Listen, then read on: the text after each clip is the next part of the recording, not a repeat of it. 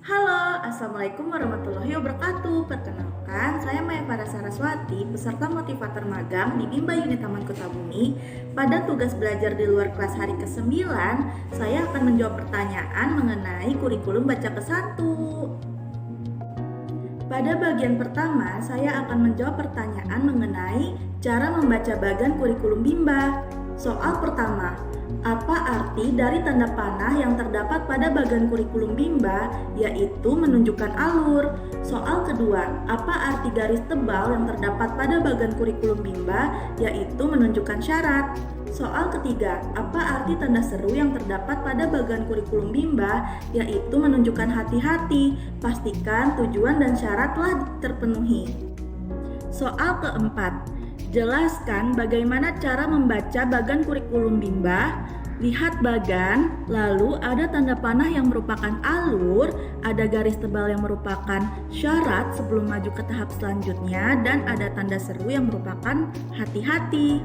Contoh di sini, sebelum masuk ke baca 1A, maka ada syarat yang harus dipenuhi, yaitu anak harus terampil pada materi D4HVK, HSAIUEO, dan HV BDG KMPSY. Soal kelima, apa syarat HSAIUEO? Karena tidak ada garis tebal, maka materi HSAIUEO dapat diberikan secara langsung. Soal keenam, apa syarat modul B1A? Yaitu anak harus terampil pada materi D4HVK, HSAIUEO, dan HV BDG KMPSY.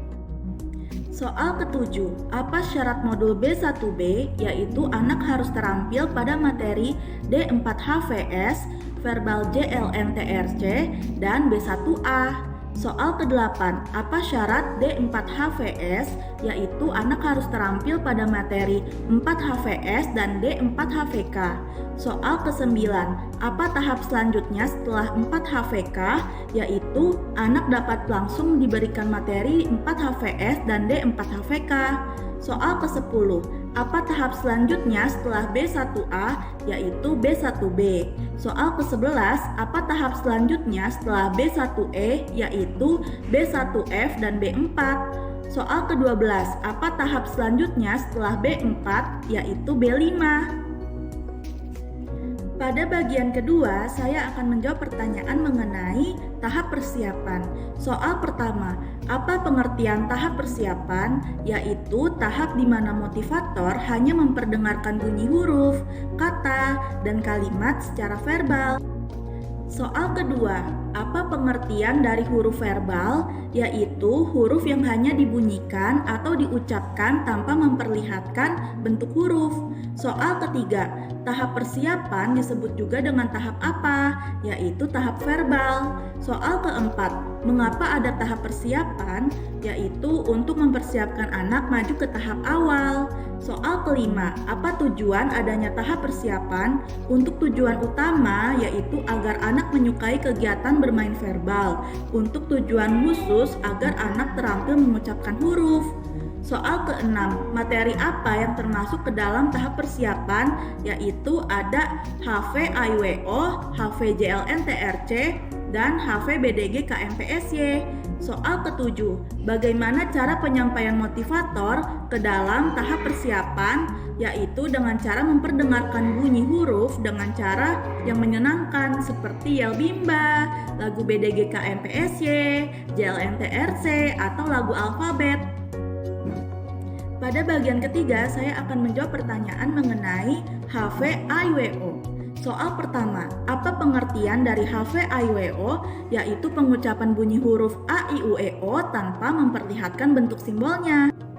Soal kedua, apa tujuan utama dan tujuan khusus dari HV-AIWO? Untuk tujuan utama, agar anak menyukai kegiatan bermain HV-AIWO. Dan tujuan khususnya, agar anak terampil mengucapkan bunyi HV-AIWO. Soal ketiga, bagaimana cara motivator mengenalkan HV-AIWO? Perdengarkan bunyi huruf dengan cara yang menyenangkan, seperti dengan yel-yel Bimba, menyanyikan lagu Aku Suka Bimba AIWO, berdialog, dan lain-lain. Pada bagian keempat, saya akan menjawab pertanyaan mengenai HVBDG KMPSY. Soal pertama, apa pengertian dari HVBDG KMPSY? Yaitu pengucapan bunyi huruf BDG KMPSY tanpa memperlihatkan bentuk simbolnya. Soal kedua, apa tujuan utama dan tujuan khusus HVBDG KMPSY? Untuk tujuan utama agar anak menyukai kegiatan bermain HVBDG KMPSY. Sedangkan tujuan khusus agar anak terampil mengucapkan bunyi HVBDG KMPSY. Soal ketiga, bagaimana cara motivator mengenalkan HVBDG KMPSY? Perdengarkan bunyi huruf dengan cara yang menyenangkan, seperti dengan menyanyikan lagu BDG KMPSY, berdialog, dan lain-lain. Pada bagian kelima, saya akan menjawab pertanyaan mengenai HVJLNTRC. Soal pertama, apa pengertian dari HVJLNTRC?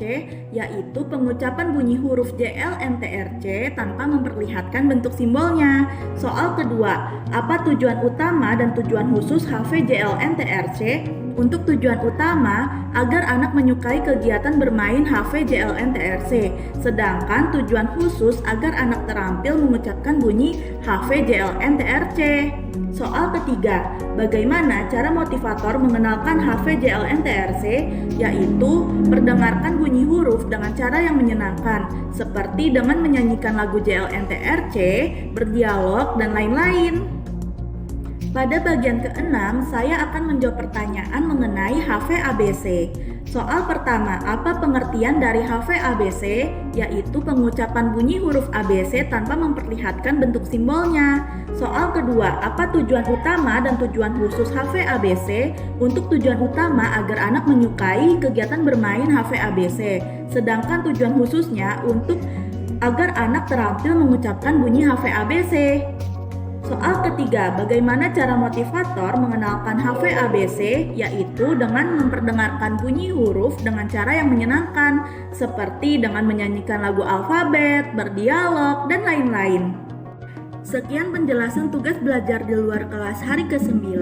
Mohon maaf apabila ada kesalahan dalam pengucapan. Saya ucapkan terima kasih, sampai jumpa.